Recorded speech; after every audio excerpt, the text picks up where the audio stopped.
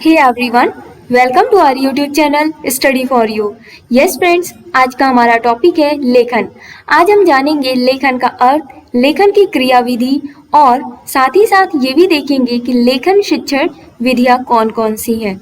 तो बिल्कुल आज अगर आप लेखन के बारे में पूरी जानकारी चाहते हैं तो आप प्लीज़ इस वीडियो को पूरा एंड तक देखें और मैं पूरी उम्मीद करती हूँ कि आपको ये पूरा टॉपिक अच्छे से समझ में आएगा, कोई भी कंफ्यूजन आज के बाद नहीं रहेगा।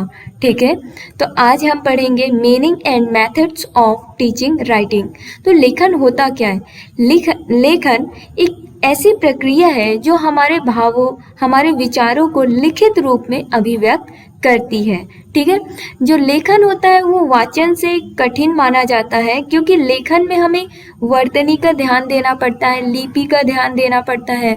लेकिन जो हम वाचन मतलब बोलना, हम जो बोलते हैं उसमें हमें वर्तनी का और लिपि का ध्यान नहीं रखना होता है। मतलब कि हमें स्पेलिंग सही बोल रहे हैं या फिर नहीं बोल रहे हैं, तो वाचन में हमें स्पेलिंग का इतना ध्यान नहीं देना होता है, लेकिन लेखन में हमें वर्तनी शुद्ध होना बहुत ज़रूरी है। तो आइए जानते हैं लेखन के बारे में, फिर उसके बाद जानेंगे लेखन क्रियाविधि, देन लेखन शिक्षण विधियाँ। तो आप इस वीडियो को एंड तक जरूर देखें। आइए शुरू करते हैं। तो आइए फ्रेंड, सबसे पहले जानते हैं कि लेखन क्या होता है। लेखन का अर्थ देखिए, वैसे जनरल आप सब लोग जानते हैं कि लेखन मतलब होता है लिखना। लिखना मतलब कुछ भी लिख देना नहीं, कुछ भी लिख देना लेखन नहीं होता है। लेखन कहने का मतलब, लेखन एक ऐसी प्रक्रिया है जो हमारे भावों और विचारों को लिखित रूप में अभिव्यक्त करती है।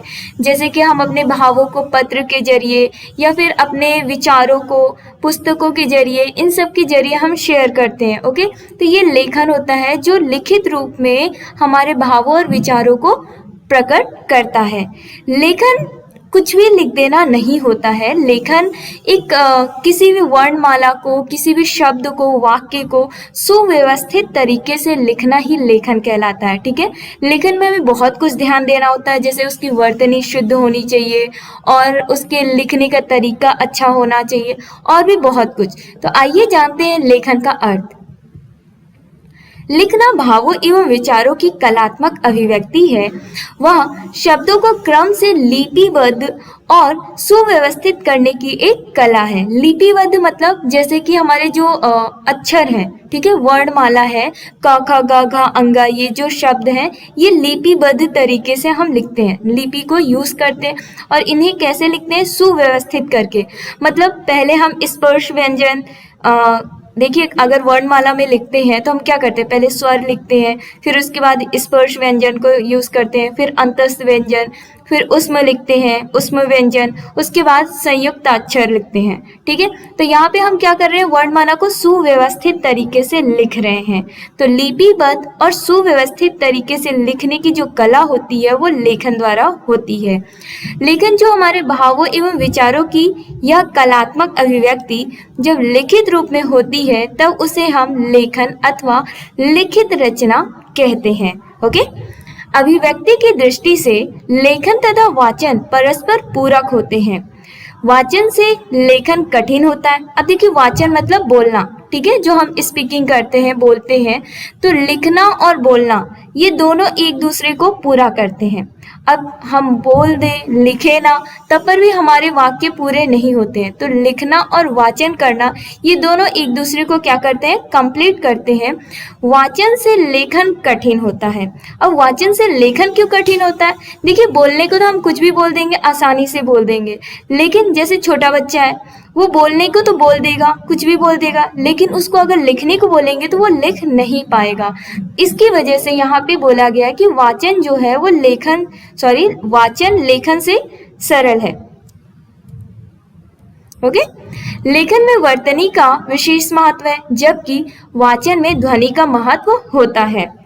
अब वाचन में बच्चा तो कुछ भी बोल देता है, ठीक है, लेकिन जो वो बोल देता है उसका वर्तनी के साथ वो शुद्धता से नहीं लिख पाता है। इनफैक्ट छोटा बच्चा तो लिख ही नहीं पाता है, क्योंकि जो लेखन होता है उसमें उसको कई चीजें सीखनी होती है, तब जाके वो लिख सकता है। ओके, उच्चारण की शुद्धता आवश्यक तत्व है और लेखन में अक्षरों का सुडौल होना और वर्तनी की शुद्धता होना आवश्यक है।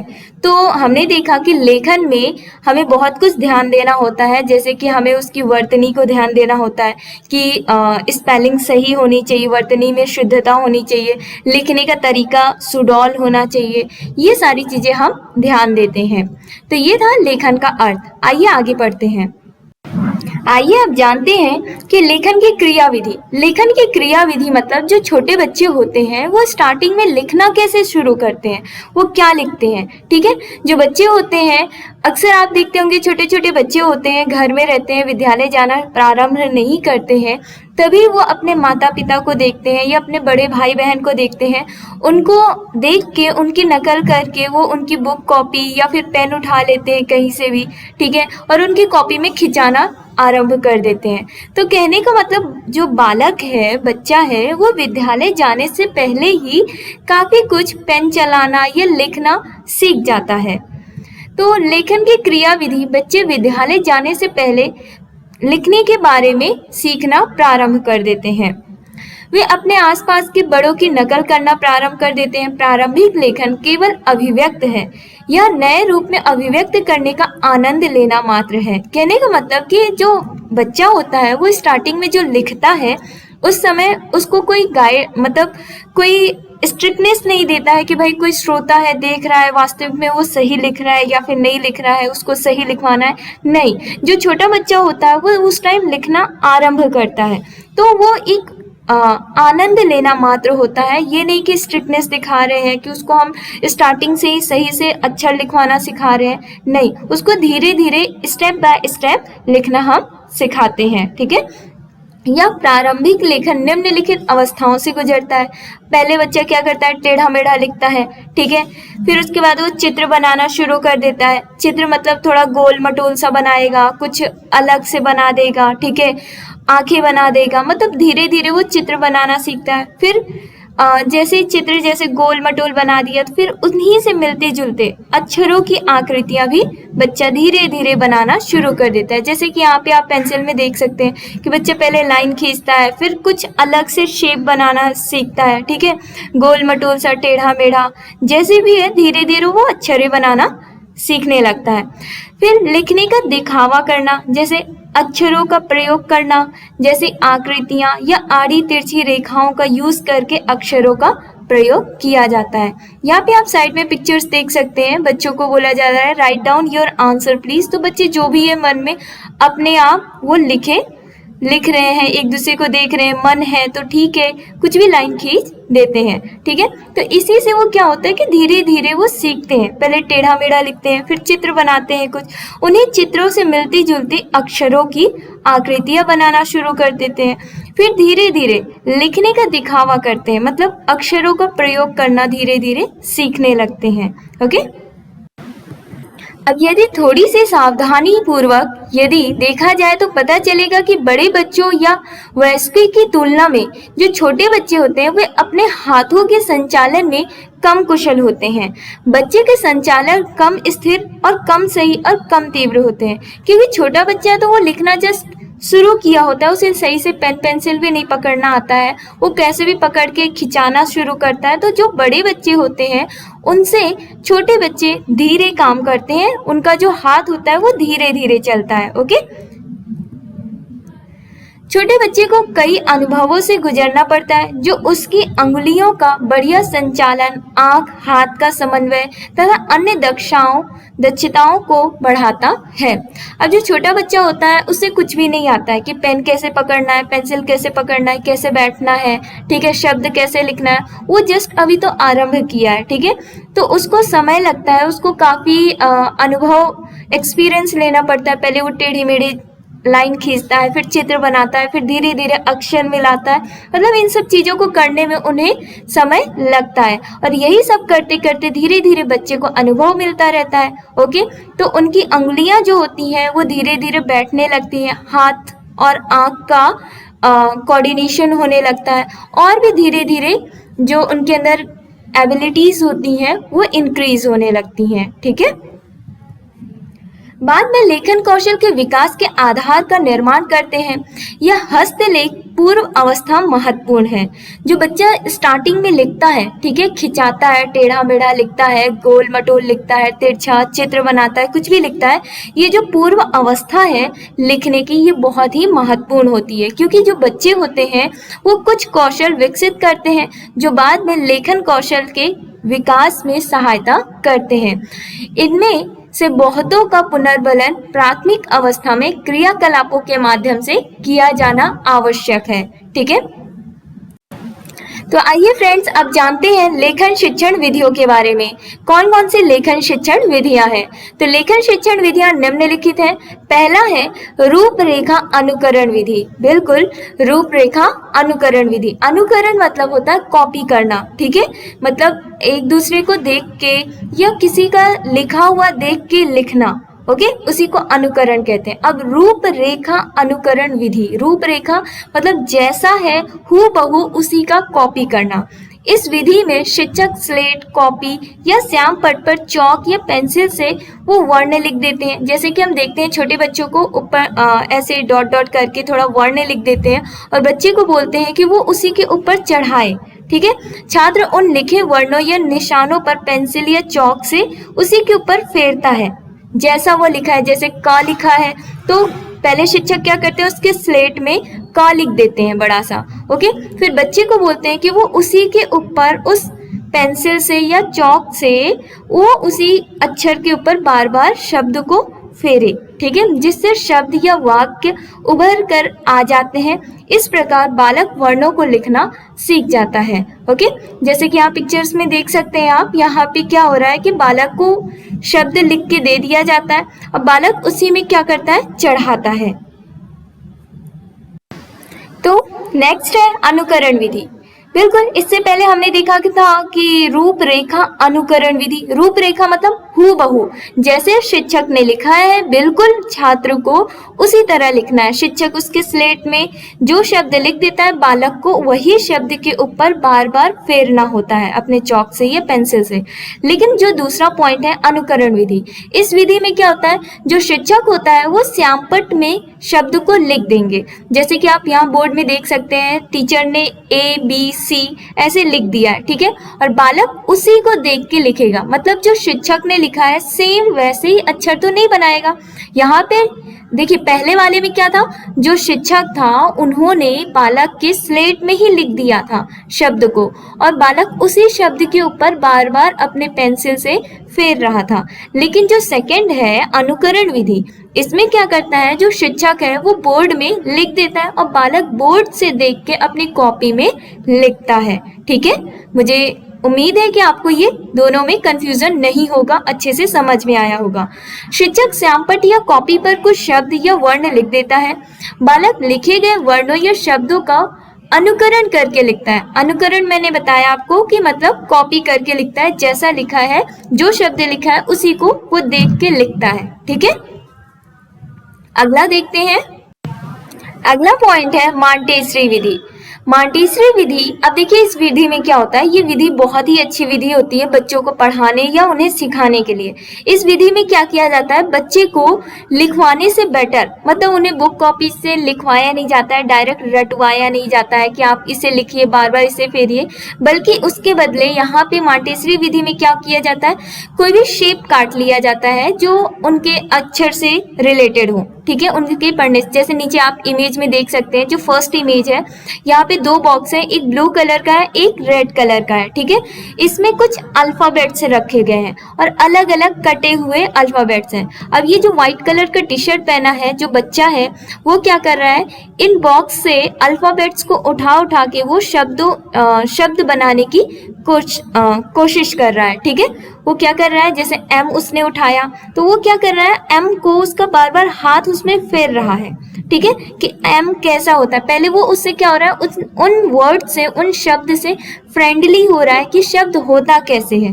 ठीक है, इस विधि में सबसे पहले गत्ते या लकड़ी के बने अक्षरों पर हाथ फेरने को कहा जाता है।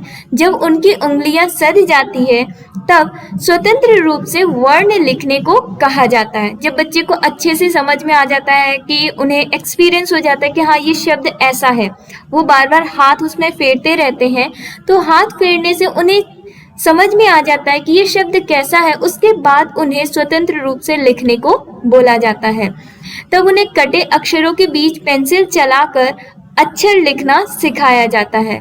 नीचे कागज खाली रखकर कटे हुए स्थानों पर पेंसिल चलाने से नीचे के कागज पर वर्ण बन जाएंगे और वर्ण लिखने के लिए हाथ का अभ्यास भी बालक को हो जाएगा। अब देखिए क्या होता है, यहाँ आप सेकेंड इमेज में देख सकते हैं, ये मॉन्टेसरी है और इनके सामने एक छोटी सी बच्ची है। ठीक है, वो यहाँ पे गत्ते से कटा हुआ कोई अक्षर है जो बच्ची लेके रखी हुई है। पहले उसमें वो हाथ फेर रही है, हाथ फेरने के बाद वो उसे गत्ते में रखेगी, मतलब कॉपी में रखेगी, और फिर पेंसिल उठाएगी और उसमें बार बार वो फेरेगी जहां जहां गैप है। तो इससे क्या होगा कि बच्चे को एक्सपीरियंस हो जाएगा कि हाँ ये शब्द कैसा है। आप थर्ड इमेज में देख सकते हैं, ये जो छोटी सी बच्ची है, ये इसके पास देख सकते हैं आप कुछ अल्फाबेट्स रखे हुए हैं, कुछ अक्षर रखे हुए हैं। वो उस अक्षर को उठा के अपने पेपर में रख रही है, फिर पेंसिल उठा के उसमें बार बार फेर रही है। तो इससे क्या होगा कि बालक को जो कटे हुए स्थान है वो उसमें बार बार पेंसिल फेरेगा जब, तो इससे क्या होगा कि वो शब्द को पहचान जाएगा और उसे लिखने का भी अभ्यास हो जाएगा, और इससे वो आसानी से और कम समय में सीख सकेगा और उसे पढ़ना बोझ भी नहीं लगेगा। ठीक है, इसे कहते हैं मॉन्टेसरी विधि। ओके, तो अगला है हमारा लेखन शिक्षण विधि का जैकार्ड प्रणाली, जो कि चौथे नंबर पे है।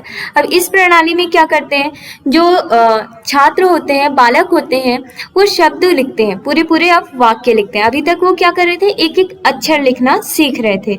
अब वो इस केस में क्या करते हैं, वो पूरे पूरे वाक्य लिखना सीखते हैं। ठीक है, बालक अनुकरण के आधार पर एक एक शब्द को लिखता है। फिर जब वो एक एक शब्द लिख लेता है तो उसके बाद जो उन्होंने लिखा है उन शब्दों को मूल वाक्य से मिलाया जाता है कि बालक ने क्या गलती की है। ठीक है, उसकी गलतियों को जब पकड़ लिया जाता है कि बालक ने क्या गलती की है, फिर उस गलतियों को दूर किया जाता है और फिर लास्ट में अध्यापक बालकों को स्मृति के आधार पर संपूर्ण वाक्य लिखने को कहता है। ठीक है, फिर बाद में क्या करते हैं, जब उसकी गलतियां दूर हो जाती है तो जो टीचर है वो बालक को याद करवाते हैं, मतलब उन्हें स्मृति के आधार पर पूरा वाक्य लिखने को कहते हैं।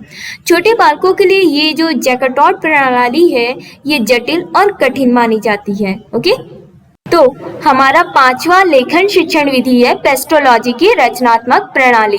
अब देखिए पेस्टोलॉजी की रचनात्मक प्रणाली में क्या होता है, यहाँ पे बालक को सबसे पहले अक्षर लिखना सिखाते हैं। ठीक है, जैसे आप इमेज में नीचे देख सकते हैं, सबसे पहले यहाँ पे बालक से सी लिखवाया जा रहा है। ठीक है, टेढ़ा मेढ़ा पहले वो लिखना सीखता है, फिर वो जब अल्फाबेट से लिखना सीख जाता है फिर उन्हीं अल्फाबेट्स को जोड़ जोड़ के शब्द बनाना सिखाते हैं। ठीक है, तो जो पेस्टोलॉजी की रचनात्मक प्रणाली है, इस प्रणाली में ये जो प्रणाली है ये सरल से कठिन सूत्र पर आधारित होती है।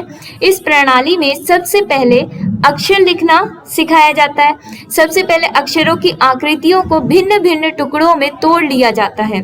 जैसे कि आप फर्स्ट इमेज में आप देख सकते हैं, पहले बच्चे जो भी लिख रहा है, ठीक है, गोल मटोल सा जैसे भी बना रहा है, यहाँ पे उल्टा देखिए यू की तरह उसने गोल सर्कल टाइप में बनाया है। ओके, उसी सर्कल टाइप से शेप से हमने बच्चे को क्या बनाना सिखाया, सी बनाना सिखाया। ओके, वो सी लिख लिया। अब धीरे धीरे ऐसे ही करके वो पूरे अल्फाबेट्स लिखना सीख गया। जब उसे अल्फाबेट्स पूरे लिखने सीख जाते हैं फिर वो टुकड़ों के योग से, यही जो ABCD इन सब के टुकड़ों को अलग अलग टुकड़े को योग करके उनको जोड़कर हम एक शब्द बनाना सिखाते हैं। जैसे कि आप थर्ड इमेज में देख सकते हैं, यहाँ पे शब्द लिखे हुए हैं, वर्ड्स लिखे हैं, जैसे कि वाई, वेयर, वेन, और सेकंड इमेज में वो अल्फाबेट्स लेटर्स लिखना सीख रहा है। ठीक है, फिर इन्हीं लेटर्स को ज्वाइंट करके वो वर्ड्स को बनाता है। ओके, तो ये है पेस्टोलॉजी की रचनात्मक प्रणाली। तो छठी नंबर का लेखन शिक्षण विधि है चित्र विधि। ओके, अब चित्र विधि जैसे नाम सुनने से ही लग रहा है कि यहाँ पे चित्र दिखा के कुछ पढ़ाया जाएगा बालकों को। तो बिल्कुल आपने सही गेस किया, यहाँ पे जो चित्र विधि है, यहाँ पे बच्चे जो होते हैं उन्हें चित्र दिखा दिखा कर पढ़ाया जाता है, समझाया जाता है। ठीक है, इस प्रणाली में चित्रों की सहायता से शब्द और अक्षर सिखाए जाते हैं। वास्तव में लिपि का विकास चित्रों की सहायता से ही हुआ है। इस विधि की सहायता से खेल खेल में बच्चों को वर्ण रचना सिखा दी जाती है, जैसे कि सा, म, त, ग, न। हम पहले उन्हें लिपि पढ़ना सिखाते हैं। ठीक है, लिपि से फिर वर्ण, इन्हीं वर्णों का यूज करके उन्हें शब्द बनाना सिखाते हैं, जैसे स से सवार हो गया, म से मछली हो गई, त से तख्ती हो गई, ठीक है, ग से गधा हो गया, न से नल हो गया। इन सभी को ये जो शब्द हैं ये हम चित्र के माध्यम से उन्हें सिखाते हैं। इस प्रकार धीरे धीरे अभ्यास होने पर बालक अन्य वर्णों को लिखना सीख जाता है। जैसे आप नीचे पिक्चर में देख सकते हैं, ये शिक्षक हैं, ये छात्र को बोर्ड में पिक्चर बनाकर पढ़ा रही हैं। ठीक है, ये भी एक चित्र विधि है। और यहाँ सेकंड इमेज में देख सकते हैं, यहाँ पे जो शिक्षक है वो सभी बच्चों को अलग अलग इमेज, अलग अलग पिक्चर्स, कलरफुल, ये सारी चीजें दिखाकर बालकों को पढ़ा रही है। अब बच्चे क्या होते हैं, उन्हें पिक्चर्स और कलरफुल इमेजेस बहुत अच्छे लगते हैं और वो उन सब चीजों को बहुत ही इंटरेस्ट लेके एक्टिव होकर देखते हैं, जिससे कि उन्हें उनकी रुचि भी बनी रहती है और साथ ही साथ वो पढ़ना भी सीख जाते हैं। तो ये है चित्र विधि, जहाँ पे बालकों को चित्र के माध्यम से लिखना सिखाया जाता है। ओके, तो आखिरी हमारा लेखन शिक्षण विधि है, जिसका नाम है मनोवैज्ञानिक विधि। मनोवैज्ञानिक विधि जो कि लिखना सिखाने के लिए ये विशेष महत्व रखती है। मनोवैज्ञानिक प्रणाली में वर्णमाला के अक्षर और शब्द, इन सभी को सिखाने की अपेक्षा, मतलब एक एक अक्षर या एक एक शब्द सिखाने के बदले ये क्या करते हैं, पूरे पूरे वाक्य लिखना या फिर बोलना सिखाते हैं। बालक जब पूर्ण वाक्य बोलने लगे तब उनकी कर्मेंद्रियां और ज्ञानेंद्रियां मजबूत हो जाती हैं। उससे क्या होता है, जो उनकी कर्मेंद्रियां और ज्ञानेंद्रियां मजबूत हो जाएं तो उन्हें पढ़ने और लिखने के लिए तैयार करना चाहिए। बालकों में लेखन संबंधी जिज्ञासा उत्पन्न करना चाहिए, जिससे कि वो, सबसे ज्यादा जरूरी होता है कि बालकों में जिज्ञासा उत्पन्न करना। किसी भी चीज को पढ़ाने के लिए या बालक से कोई भी कार्य करवाने के लिए उनके अंदर जिज्ञासा उत्पन्न करना बहुत जरूरी है। तो जब तक जिज्ञासा उत्पन्न नहीं होगी तो उसको कितना भी अच्छी चीज आप दे दो, वो उस काम को प्रभावित तरीके से नहीं करेगा। तो जो मनोवैज्ञानिक विधि है, इसके अकॉर्डिंग बालक के अंदर सबसे पहले जिज्ञासा उत्पन्न करना चाहिए, फिर उन्हें लिखना और पढ़ना सिखाना चाहिए। तो अब आगे है कि बालकों को लिखना सिखाने से पहले हमें ये ध्यान देना है कि बालक के अंदर सबसे पहले जिज्ञासा उत्पन्न करनी होगी। ठीक है, क्योंकि हमें बालक को उसके अकॉर्डिंग सिखाना है, उसके अकॉर्डिंग उसके एनवायरनमेंट में रहकर ही उसे बताना है। ठीक है, बालक के ऊपर कोई भी शिक्षा को या किसी भी चीज को बोझ नहीं बनाना है। तो उसे कैसे करना है, उसे फ्री ऑफ माइंड से ही सिखाना है, जिससे कि वो खुशी खुशी इंटरेस्ट लेकर अपनी रुचि के अकॉर्डिंग वो लिखना और पढ़ना सीख सके। तो हमें उनकी इस क्रियाशीलता को प्रोत्साहित करना होगा, उनके अंदर इंटरेस्ट लाना होगा, रुचि बनाए रखना होगा। रुचि बनाने के लिए उन्हें कुछ ऐसे कार्य देने होंगे जिससे कि बच्चे खुश हो। ठीक है, ये नहीं कि वो उस कार्य को अपने बोझ लेकर समझे और उस कार्य को ना करे वो फ्री ऑफ माइंड से। तो हमें क्या करना है, उन्हें अच्छे से सिखाना है। तो उनके लिए, उसके लिए हमें बच्चों के अंदर जिज्ञासा उत्पन्न करना होगा। बालकों को जिज्ञासा उत्पन्न करने के लिए, उनके अंदर रुचि लाने के लिए हम उन्हें रंगीन चित्र दे सकते हैं। ठीक है, बालकों को रंगीन चित्र बहुत अच्छे लगते हैं। हम बालकों को अलग अलग चित्रों की रूपरेखा देकर उन्हें रंग भरने को कह सकते हैं। जैसे आप नीचे इमेज में देख सकते हैं, कुछ बच्चे इमेज बना रहे हैं, कोई पेंटिंग कर रहा है, तो कोई कटिंग कर रहा है, कोई कुछ क्रिएटिव कर रहा है। तो सब अलग अलग कर रहे हैं, क्योंकि हर एक बच्चे की रुचि अलग अलग क्षेत्र में होती है। ठीक है, तो उन्हें उनकी रुचि के अकॉर्डिंग उनके अंदर जिज्ञासा उत्पन्न करना बहुत जरूरी है, ताकि हम बच्चे को अच्छे से पढ़ा सकें। बालक इस कार्य में बड़ी रुचि लेंगे, रंगीन चित्र भरने में और अच्छे अच्छे चित्र बनाने में। ठीक है, बालक इस कार्य में बड़ी रुचि लेने के साथ साथ इस प्रकार हम बालकों को देखी हुई वस्तुएं पेंसिल आदि द्वारा बनाने को कह सकते हैं। ठीक है, बालकों को इस रचनात्मक वृत्ति का उपयोग एक कुशल अध्यापक द्वारा ही अक्षर लेखन में कराया जा सकता है। तो ये जो अध्ययन विधि है, बालक के अंदर जिज्ञासा उत्पन्न करना, एक कुशल अध्यापक ही अच्छे तरीके से वो बालक के अंदर जिज्ञासा उत्पन्न कर सकता है और बालक को उसकी रुचि के अकॉर्डिंग ही कार्य दे सकता है।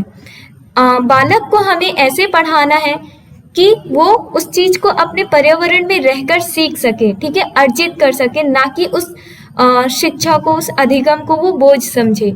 तो फ्रेंड्स, ये था आज का हमारा टॉपिक, लेखन शिक्षण विधि। मैं उम्मीद करती हूँ कि आपको अच्छे से समझ में आया होगा, कोई भी डाउट नहीं होगा। साथ ही साथ वीडियो को लाइक, शेयर एंड सब्सक्राइब करें। Thank you.